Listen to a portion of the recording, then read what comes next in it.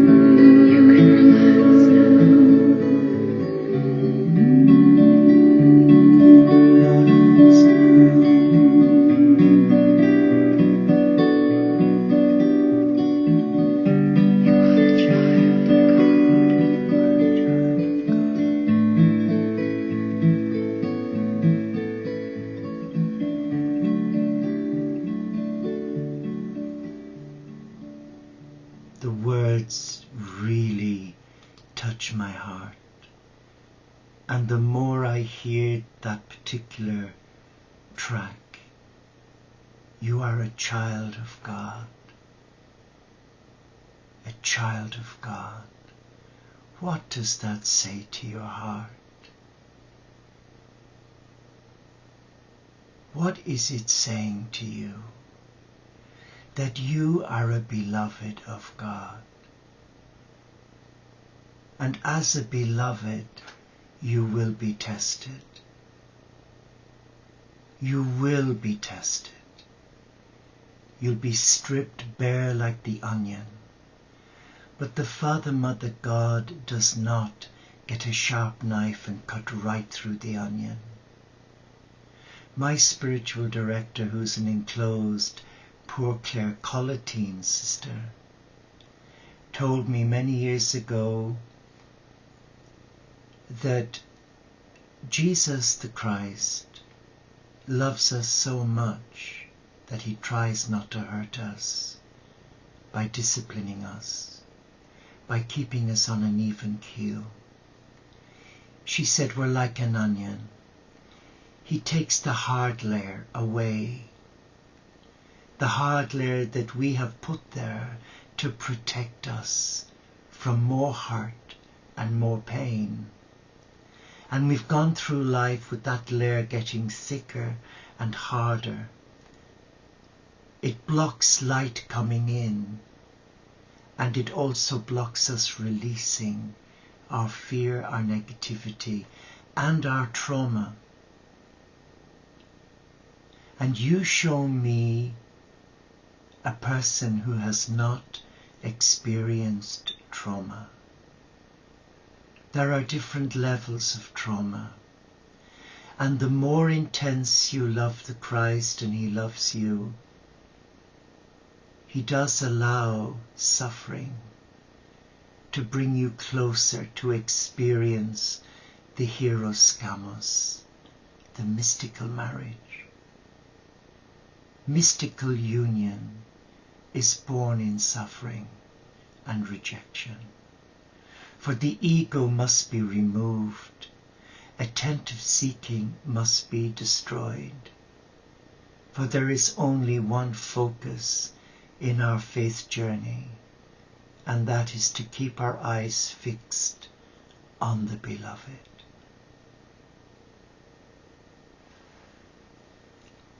I would like to read to you again the beautiful entry prayer to your castle, to your soul, from Teresa of Avila.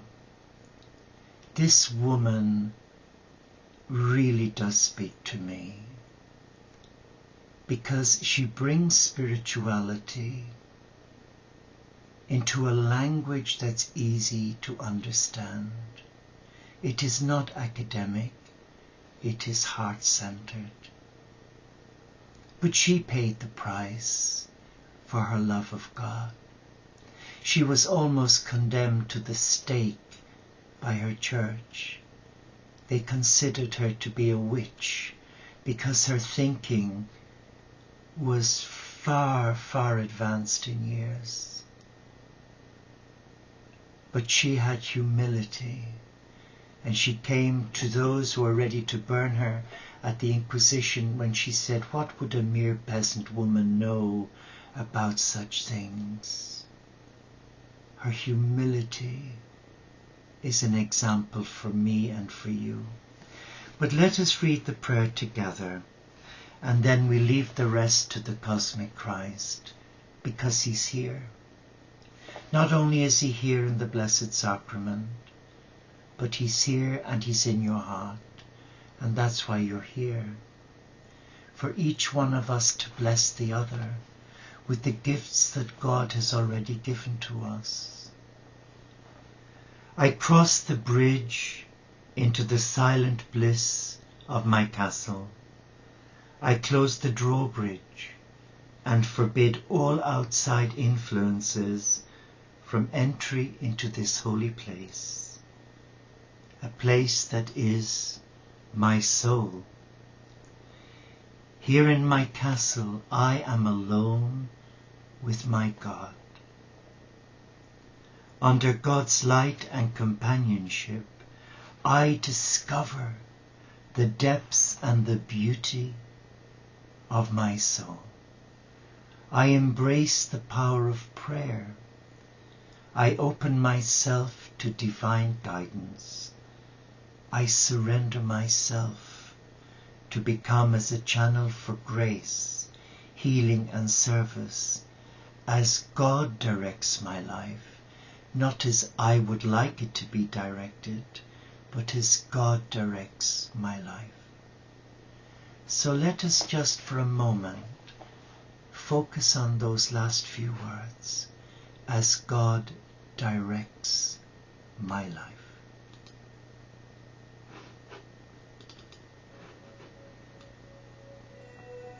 Be still now and allow the Spirit of God touch you. The Spirit of wisdom. There are angels all around us in every part of life, guiding us, protecting us with healing love and light.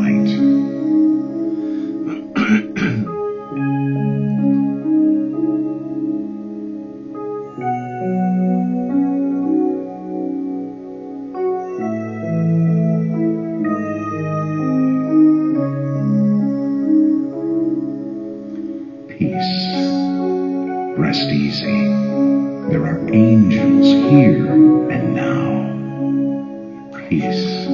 Rest easy. There are angels here and now.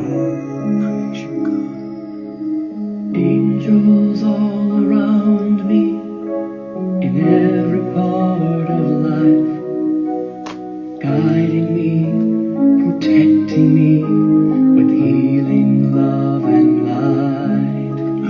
Angels all around me in every part of life, guiding me, protecting me with healing love and light. Peace, rest easy, there are angels here and now. Peace, rest easy, there are angels here and now. Angels all around me in every part of life, guiding me, protecting me with healing love and light. Angels all around me in every part of life, guiding me, protecting me with healing love and light. Peace, rest easy. And now I'm guided to read to you what has been presented to me. The journey into your soul can begin with a dream. You may not realize it at the time, but that dream may be telling you that you are about to come home again, to return to yourself in some essential way.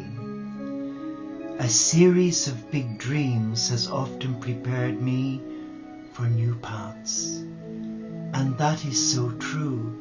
Is it for you? Because the divine speaks to us in our dreams. And if there is disquiet in your life, deep sadness in your life, or you're at a crossroads and unsure of which way to go,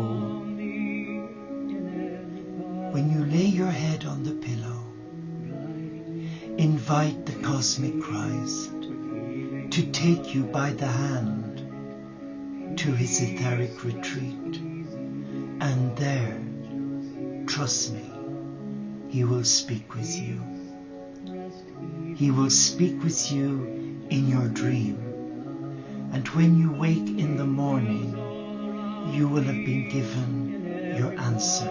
But if you go to your mind, to your head center, to your academic prowess, it won't mean anything, and you will have lost the dream.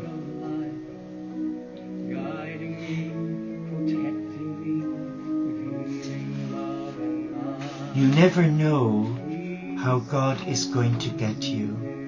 What is God asking of you? What is your soul calling you to do or to be in your life now? What purpose is your life's journey? Is it to sit at home all day, wallowing, feeling sorry for yourself, crying over spilt milk, as we say here, being embittered for missed opportunities through selfishness? What is your journey? What is the Spirit of God trying to say to our hearts tonight. When you enter the castle, the interior castle of your soul, wait for it.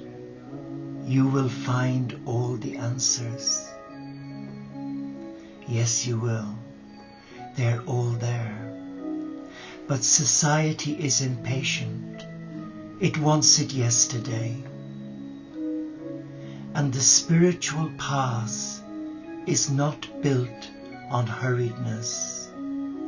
It is built on divine trust, where you trust in your heart and in your beloved. And though all around you everything might be falling down, bills might be piling high, but if you are in the mindset of God and doing exactly what God has directed for you, then there is nothing that He will not take care of.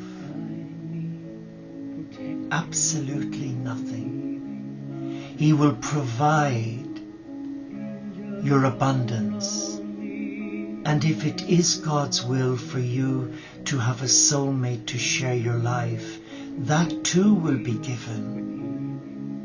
So there is no need to be afraid. The evil one, the Antichrist, will want to rape your divinity and leave you in a place of vulnerability. And you will become an emotional cripple, where you are afraid to do anything. Trust me, I've been there so many times, but the one good thing that came out of my breakdown 18 years ago, when I lost everything, even the shirt on my back, even a prison sentence of 6 months for my manic behavior, the one thing I learned was that I was a child of God, and that I was led to that place so that I could pull up my drawbridge, and that nobody would make demands on my person anymore, and that I would not be encouraged to rescue again, that I had to face my demons, not on my own, but through the eyes of God's love. Today we're empowered to ask ourselves, what is that saying to me? Well, I believe it's simpler than that. If we come to the Christ in prayer and ask Jesus the Christ, what are you saying to me, Lord? Not what the experts are trying to tell me, but what are you trying to tell me? And you are willing to listen and not preempt anything, you will know. You will know. Let us now call on the cosmic Christ. Let us ask Him to speak to our hearts. Let us relax now. Let us come to this table of miracles, where the Christ, the cosmic Christ, touches lives. You know He does. I know He does. He brought each one of you here tonight because each one of you has a gift of presence. And how blessed are we that we should have our dear sister Miriam with us and dear brother Harry, who have so much to offer us at this table, with dear Sheila, Eleanor, Elizabeth and Abla, and those who've joined us. We are such a blessed group because the light of the Christ is taking the gift of our love and infusing it with divine love. So let us be still now.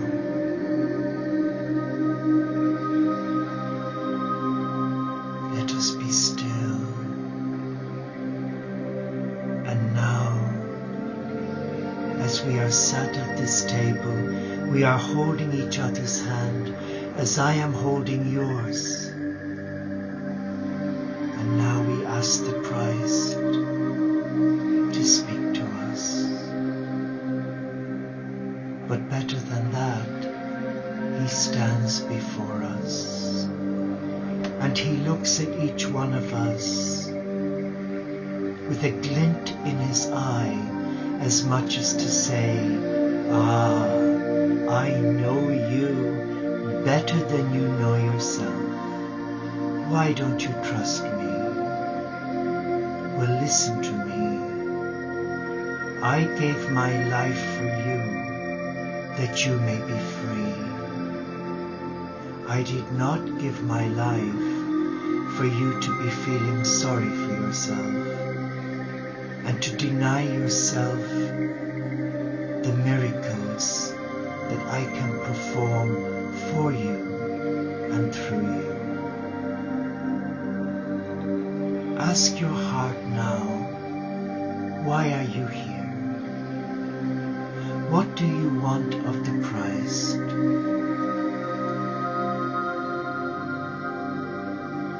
And if there is something preventing you from being the child of God that you are, he's asking you to name it, to name the problem, and now to bless it. Yes, to bless it with your love and your energy, because it is your problem. These are your issues. But he's asking you, will you release them to him so that you can be set free? Are you willing to release your fear, your despair, your anxiety, your worries, your low self-worth, your insecurities? Are you willing to hand them over now? Because if you hand them over, which he's asking you to do, he wants you to take up where you left off as a child of God and live your life and let your light shine for him so that he can touch others through your brokenness and your woundedness. But remember, your disability, like mine, is God's ability to touch lives. I share with you in truth. I don't come as an expert. I try to walk the talk. But there are days, well, we bless them. Look at the Christ. But let him look at you. Let him look into your heart. Let him infuse your heart now with the gift of new life, the gift of love. His love is eternal, and his promise to you now is sacred. Calls you by your name. Come to him. And when we have finished here in our soiree, light your candle and just sit in the silence and speak with him as I am with you. And then listen. Listen to his voice. And there will be no condemnation in that voice, only acceptance, because you are a child of God, a beloved. And he now anoints you with the spikenard oil, and he releases you to return to him.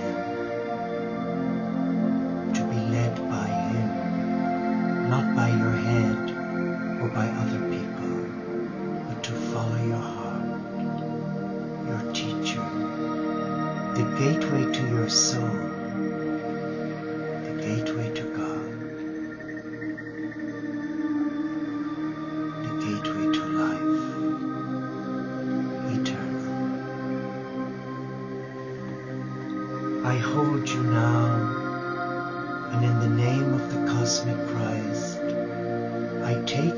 his word. For he said, whatever you ask in my name, I will do for you.